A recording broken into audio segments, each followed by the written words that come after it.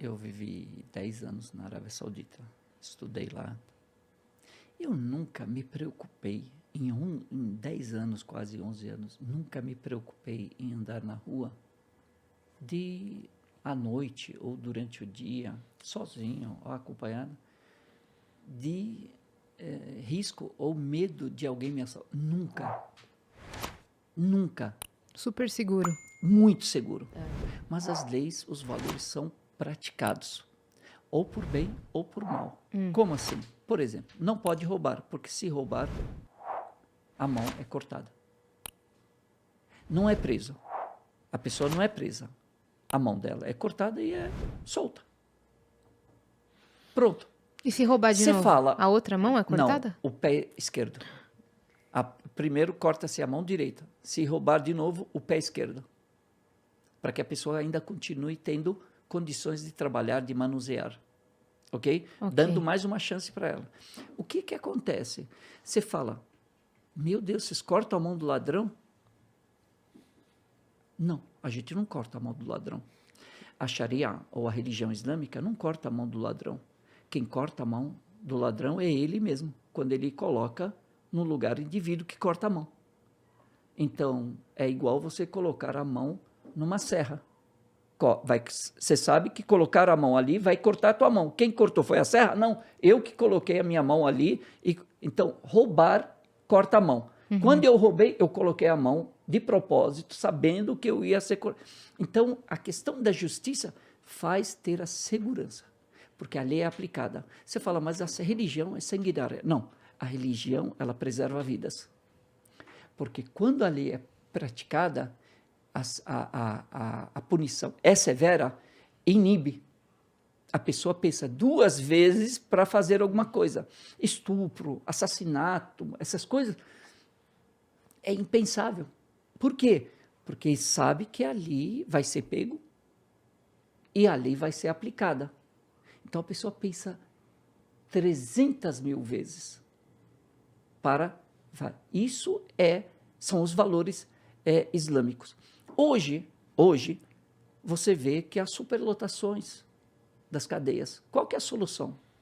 Corta a mão de todo mundo, tô brincando. Não, vai ser o quê? Soltar. Vai chegar um momento que é impossível você enclausurar todo esse mundaréu de gente. O nosso problema no Brasil, em vários lugares, não é se a religião está sendo praticada ou o laicismo está sendo praticado. É a questão da injustiça, da crise de valores.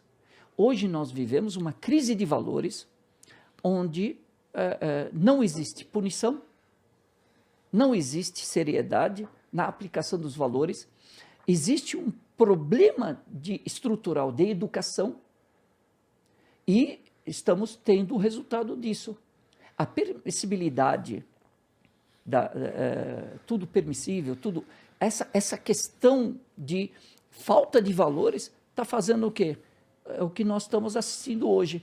A falta de respeito à autoridade que eu digo, começando pelo pai, pela mãe, pelos avós, pelo professor, pela autoridade policial, E aí o que acontece? A pessoa, ela não tem mais norte, não tem mais valores, e isso é uma questão de falta de respeito à autoridade. Se ela não respeita a autoridade, ela não vai respeitar Deus, não vai respeitar a religião, não vai respeitar a educação, não vai respeitar nada. Não vai respeitar a lei. E aí nós estamos assistindo hoje uma crise de valores, não é crise financeira, nunca se teve tanto dinheiro como tem hoje, no mundo todo. Mas tem gente passando fome, tem gente sem o que comer. Da onde vem isso? Crise de valores.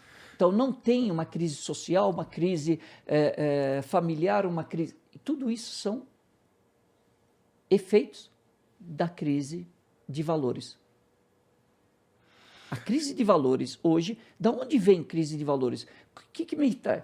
Então, eu como muçulmano, meus pais me ensinaram Eu aprendi num país que tem valores islâmicos, que aplicam esses valores islâmicos como currículo, como uma legislação no país. Então, esses valores, eles estão em todas as escolas, em todas as repartições. Eu vejo isso em todos os lugares. Então, isso é o meu modo, esse é o meu ambiente. E nós somos Vem da base, né? Da base. E nós somos fruto do meio no qual nós vivemos. Então, quando eu falo o sistema de governo islâmico, ele não é teológico. Existe uma diferença entre o sistema islâmico de governar e a teocracia.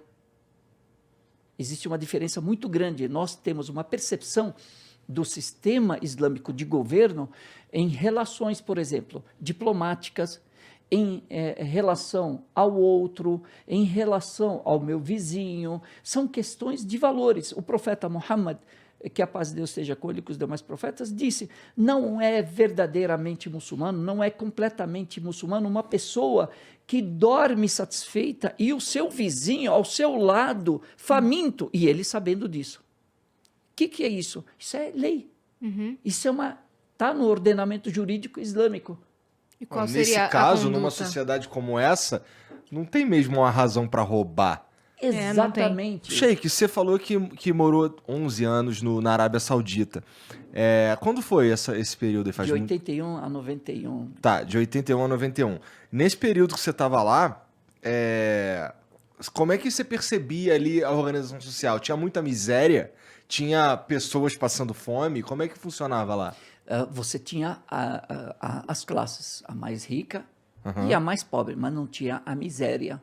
Por quê? Porque dentro entre os muçulmanos existe um imposto de renda que o muçulmano tem que fazer, que é chamado de zakat, que é um imposto que os ricos pagam diretamente aos necessitados. Por que diretamente aos necessitados? Porque é uma questão de inclusão social. E isso está previsto no ordenamento jurídico islâmico.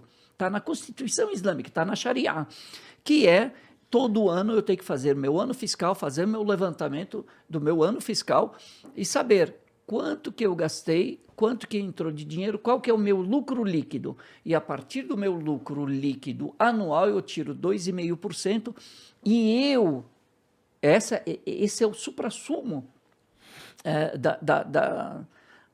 da solidariedade, que é eu reservei esse dinheiro, fiz as contas, sobrou, por exemplo, R$100, sei lá, 2,5% do meu lucro líquido anual. Eu pego esse dinheiro e eu vou para o pobre mais próximo de mim. Olha só o mecanismo. Eu tenho que ter uma visão social. O meu radar é de observação. Eu tenho que, não posso ser alienado. Eu tenho que estar inserido na sociedade e eu tenho que todo dia olhar ao meu redor. Quem é que está próximo a mim, onde eu moro, que passa necessidade? Para eu saber, eu tenho que visitar. Então, já fortalece os laços sociais. Eu tenho que te visitar. Você é meu vizinho, eu tenho que saber. Eu tenho que te visitar. Você me visitar. Eu abrir minhas portas. Então, começa uma movimentação, um relacionamento, fortalecimento dos laços sociais. Segundo, eu observar a sua situação. E aí entra a empatia, eu me colocar no seu lugar. O que acontece? Essa atitude. 2,5% não é nada para quem dá. Agora, se eu sou a pessoa que recebe e eu estou me sentindo à margem da sociedade e você saiu do seu conforto, da sua casa e fez a sua conta e aí você olha para mim e fala, ó, Sheik, esse aqui é minha obrigação contigo. O ódio que eu tinha quando eu via você com o carrão andando para lá e para cá com a sua família feliz, acabou. Porque eu me sinto inserido na sociedade, não mais à margem da sociedade. E aquela chateação, ela passa. Por quê? Eu agora, em vez de ficar com ódio do rico, eu começo a olhar para ele e pedir a Deus que dê cada vez mais a ele. Por quê? Porque ele está olhando por mim. Eu não sou invisível. Ele está olhando, a sociedade está olhando para mim. Então, muda-se os sentimentos e você tem pessoas que se ajudam, que colaboram umas com as outras, de inclusão social.